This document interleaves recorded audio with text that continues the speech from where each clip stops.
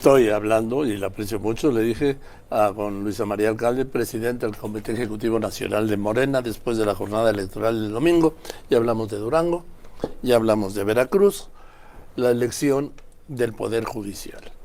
A mí no me dan las cuentas del éxito. Entiendo como éxito que Morena impuso su proyecto, ¿sí? La 4T. ¿Cuál es? Que los jueces eligieran por el voto. Es la reforma judicial. Pero del éxito, cuando estamos hablando de aproximadamente entre 1.1 y 1.3% de los electores, 1.2% de los electores del padrón, que es de casi 100,000, no veo un respaldo popular a ese proyecto. ¿Cómo le entiendes? A ver, yo lo entiendo de varias formas. Uno, no lo veo yo como que Morena impuso su proyecto. La reforma sí. No, bueno. A ver, no es que impuso su proyecto. Hubo una reforma constitucional. Por eso, vamos. Bueno. O sea, digo, no, Joaquín, pero es que imponer un proyecto es distinto a que hubiese pasado por un proceso. En fin, no quise decir que lo hubiera hecho de modo ilegal, no. Hubo una iniciativa que presentó el presidente López Obrador el lunes 5 de febrero de 2024 en Palacio y que cumplió el requisito constitucional de ser aprobado por en el partes. Senado con el voto de Yunes, en la Cámara de Diputados con mayorías absolutas y luego en un Congreso más de la mitad de los del país. La mitad pero no solo eso, sino que formó parte también de la plataforma de campaña de la entonces candidata a presidenta Claudia Sheinbaum, que lo dijo en todas las plazas públicas. Una de las propuestas que tenemos es continuar con la propuesta del presidente López Obrador para que haya una reforma al Poder Judicial. Hay una cosa que es cierta. La población, el pueblo de México, ve no solamente alejado al Poder Judicial, a los jueces, magistrados y ministros, sino que también no tenía un reconocimiento sobre ese actuar que fuera honesto, cercano a la gente. Entonces, necesitaba haber un cambio porque aparte se demostró que el Poder Judicial estaba cooptado, no todo, no podríamos hablar que todos los jueces, todos los magistrados, pero ¿cómo se explican las decisiones que se tuvieron por parte de la Suprema Corte durante todo el sexenio del presidente López Obrador? Es que es increíble, eran decisiones políticas, no jurídicas. En muchos de los ejemplos, no solo de los ministros, sino también de los jueces. Le jugaron a la figura de amparo, y recordarás tú las suspensiones de amparo para todo. Que el Tren Maya, que el aeropuerto, que cualquier obra que se quisiera hacer, ahí venía una suspensión de amparo, paren la obra y vamos. Es que la suspensión se da en automático, tú lo sabes, ante cualquier demanda de amparo. No debería de ser así. Pero así dice la Constitución. No, es que así no dice la Constitución. En realidad, en la figura de amparo debería de haber mínimamente la acreditación de que hay un daño que va a ser irreparable. Y entonces tú ya das esa suspensión de amparo. Incluso voy más allá, hay algunas cosas en donde se dice no procede la suspensión de amparo. Por eso y no aún procede así el los amparo. jueces. Pero la suspensión es en forma automática. No, pero hay varias cosas donde no es en forma automática, Joaquín. Tú tienes que acreditarle al juez, si no, pues ya, nada más mete. Hoy casi es así en los hechos, bueno, pues mas no debería ser así. Las suspensiones de amparo no se regalan por el simple hecho de poner un amparo. Tú puedes poner un amparo y la suspensión de amparo tiene que evaluar el juez que pudiese haber un daño irreparable y entonces te da esa suspensión. Para eso se da la suspensión mientras el juez analiza. Mientras el juez analiza.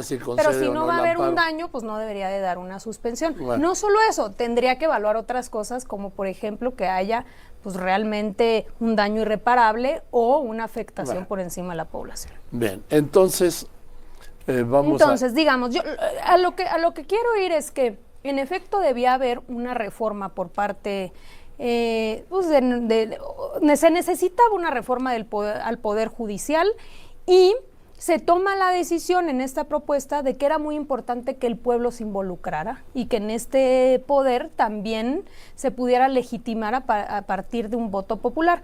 Nosotros tenemos que ser muy conscientes de pensar que si no hubiera habido esta reforma, de todas maneras hoy la presidenta Claudia Sheinbaum hubiese tenido la mayoría en la Suprema Corte de Justicia de la Nación. Se iban el número de ministros sí, necesarios. Claro, no. ¿Estás de acuerdo, no? No, claro. Digo, porque luego es como, ¿quieren controlar la Corte? Bueno, de haber querido controlar la Corte, pues se quedaba la Constitución como estaba. Ya le tocaba ahora haber nombrado porque en este momento hay 10 ministros por el fin del ciclo del ministro Luis María Aguilar Morales. Aguilar se iba, así entonces él ya se fue, entonces le correspondía a la presidenta plantear al Senado la terna para ese vacío. Y tiene o no tiene 2/3 partes en el Senado, ya la presidenta.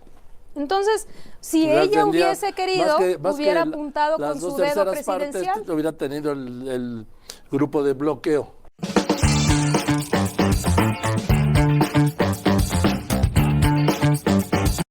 Sin duda. Entonces hay que ser conscientes de eso, por aquello de la narrativa de que se quiere controlar la Corte. Si se hubiese querido controlar, se dejan las cosas como están, la presidenta hubiese tenido esa posibilidad y se tenían las 2/3 partes. Pero no era el tema, el tema era abrir la posibilidad de democratizar ese poder y que la fortaleza viniese desde la decisión popular, ¿no? Y entonces, ahora nos vamos al tema de la participación, 13 millones de elecciones. Bueno, hay que entender dos cosas importantes. Uno, no es una elección concurrente, es decir, en donde tú ya ibas a votar por presidenta de la República. No es ni presidencial ni intermedio. Ni intermedio. Entonces, eso en sí mismo es una complejidad. ¿Por qué? Porque hay poca información, era una elección también compleja. Pues digo, nunca ha habido una elección así. Es difícil porque eran muchos cargos, apenas es un proceso donde la gente se está involucrando en entender la importancia de los jueces, de los magistrados y de los ministros. Que la mayoría no entiende la diferencia entre un juez y un magistrado. Pero poco a poco lo va a ir entendiendo mejor y lo está entendiendo mejor. O sea, como nunca se ha venido debatiendo ya en la mesa eso. Entonces yo creo que 13 millones... Yo creo que haberse rebasado los 10 millones es un éxito, Joaquín. ¿Sí, de verdad? De verdad lo considero. Y creo que no es como, pues ya fueron 13 millones los que definieron. No, es que esto es el inicio de lo que viene. Ahora, nuevamente en 2027 se va a volver a ver la otra mitad, pero cada 3 años se van a estar renovando y eligiendo los jueces, magistrados y ministros que vayan generando vacantes. Entonces va a haber ya la posibilidad de que la gente se involucre. Mira, en Veracruz y en Durango, en esas dos entidades donde ya hablamos que hubieron elecciones, hubieron porcentajes más altos de votación en el Poder Judicial. ¿Qué indica eso? Que si hay una elección concurrente, la participación aumentará. Es lo que va a pasar en 2027. Sin duda, es como cuando hay elección presidencial, tienen mayor número de participación que los intermedios. Ahora, lo comparan con los 100,000 del padrón electoral. Bueno, ¿cuándo en la vida han votado 100,000? Ni en la elección más... Pero sí, yo publiqué que en las elecciones presidenciales han estado en el 60%. Bueno, ¿pero y en las intermedias? En las intermedias, pues casi en la mitad.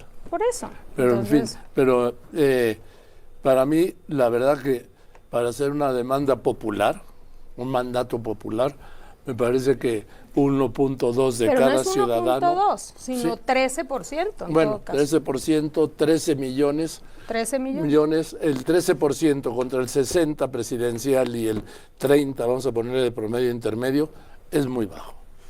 Yo creo que le apostaron a que fuera menos. A ver, o sea, estamos hablando de que fue una elección en contra, incluso en algunos momentos, hasta de ciertas decisiones de la autoridad electoral. O sea, por ejemplo, decisiones de no se sabía si podía o no la presidenta o el ejecutivo hablar de la elección. O sea, hubo momentos en donde se puso en duda siquiera si un legislador podía mencionar la elección al Poder Judicial. Digo, entonces había también quienes, la verdad, diciéndolo así abiertamente, tenían toda la intención de que no se supiera de esta elección y de que la gente no participara. Ya no te digo de la derecha, que abiertamente llamó a no votar y que se la pasaron boicoteando la posibilidad de que la gente decidiera democráticamente. Oye, entonces, son todos estos obstáculos. Pues ¿cómo hay de derecha, no? Porque entonces si llamaron a no votar y fue casi el 83%. Yo no creo, porque ¿sabes por qué? Porque en México la oposición no existe. Bueno, yo creo que no existe pero está moralmente derrotada. Políticamente no existe, no hay oposición. No, sí, pero a ver, el caso, son varios fenómenos, por eso. Uno, que era inédito, que tenía sus complejidades, ¿no? Que no había otra elección y entonces pudo haber habido en algunas regiones donde no se enteraron necesariamente de que hubiese esta elección. Y finalmente, aún así, son 13 millones de mexicanas y mexicanos. O sea, no estamos hablando de poca cosa. Es más de lo que sacó el PAN y el PRI. Casi, no, esa cifra que le pasaron a la presidenta no está del todo clara, luego ya te lo digo, hoy lo publicaba. Bueno, pero imagínate, aún así, entonces casi, o sea, imagínate tú un panista diciendo, no es legítimo que hayan decidido 13 millones, oye, tú sacaste menos votos que eso. No, sacaron 9 millones y medio de votos. Por eso, Joaquín, 9 millones y medio contra 13 millones que participó en el Poder Judicial. Pero es que le están dando un peso, Luisa María, a la oposición que no la tiene. No es que les demos un peso, es que ellos son los que han venido saliendo a decir no es legítima el resultado del Poder Judicial. A ver, no es legítimo porque votaron 13 millones, bueno, pero si por ti votaron 9, pues ¿en dónde quedas tú? Por el PRI votaron 5 millones pues, imagínate. En el 24, ¿eh? Por eso, entonces sale Alito Moreno. Por cierto, digo, ya la burla, bueno, pero es un aliado de la transformación porque ha destruido al PRI. Pero bueno, fuera de eso, sale Alito Moreno a decir, y no puede ser lo del Poder Judicial, es una burla porque solo 13 millones, oye, por ti votaron 5. O sea, ¿sí me explico? Sí, entiendo las explicaciones. Entonces creo que es un proceso, creo que en el 27 vamos a ver una participación mayor y que probablemente en algún punto habrá que evaluar por parte del Instituto Nacional Electoral cómo se vuelve un poco más fácil, ¿no? Porque la verdad es que... Entiendo que fue la primera, pero también entiendo, por ejemplo, la existencia de estos llamados acordeones y que si te vas a los ministros que ganaron en la Corte, los 9, porque baja de 11 a 9, la alineación, van en línea con los que estaban en los llamados acordeones. Pues los más conocidos, los que la gente también conocía más, o sea, tampoco es como que descubrimiento. O sea, lo que sí es que hubo mucho ingenio por parte de la gente, hubo mucha creatividad y se llevaron ahí sus papelitos y de Morena también hubo mucha actividad.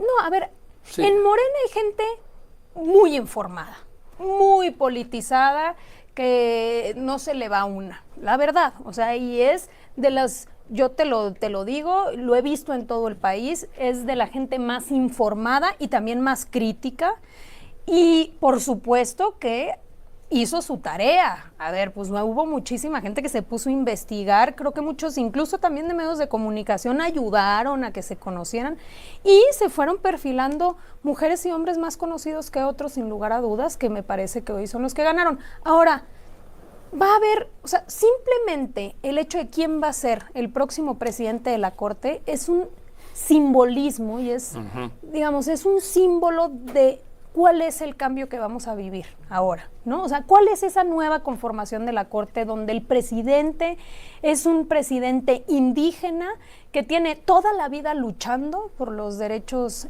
indígenas, que se lleva la votación, digamos, más importante, porque hay que decir a la gente, en la reforma lo que dice es quien obtenga más votos va a ser el presidente de la Corte, nada de que te pones tú de acuerdo como era antes. No, a ver, aquí el artículo 94, la reforma dice, no habla de hombres y mujeres. Así es. Quien tenga el mayor número de votos presidirá los 2 primeros años de la Corte. Así es. Entonces, él obtiene el mayor número de votos, ya incluso la presidenta del INE sale a ratificar